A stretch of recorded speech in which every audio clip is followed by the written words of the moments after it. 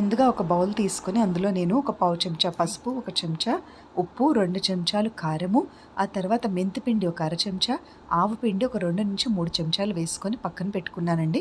అయితే 2 కప్పులు పల్లి నూనె, పచ్చి పల్లి నూనె కూడా వేసి అదంతా కలుపుతూ ఆ బౌల్ పక్కన పెట్టేసుకున్నాను. ఈ లోపల నేను ఒక 3 కప్పులు ఉసిరికాయలు తీసుకొని వాటిని పొడిబట్టతో నీట్‌గా తుడుచుకొని ఒక 200 గ్రాముల పల్లి నూనెలో జాగ్రత్తగా వాటిని వేసి హై టెంపరేచర్ కానీ మీడియం అయినా పర్వాలేదండి. అవి మాడకుండా మనం కలుపుతూ ఉడికించుకోవాలి. మూత పెడితే బాగా ఉడుకుతాయన్నమాట.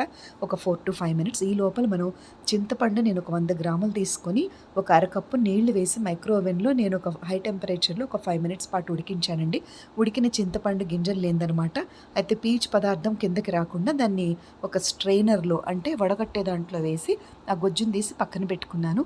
అయితే ఇందాక మనం కలుపుకున్న పసుపు, ఉప్పు, కారం వాటిలో ఈ ఉసిరికాయ ముక్కలు అది చింతపండు కూడా వేసి కలిపి మనం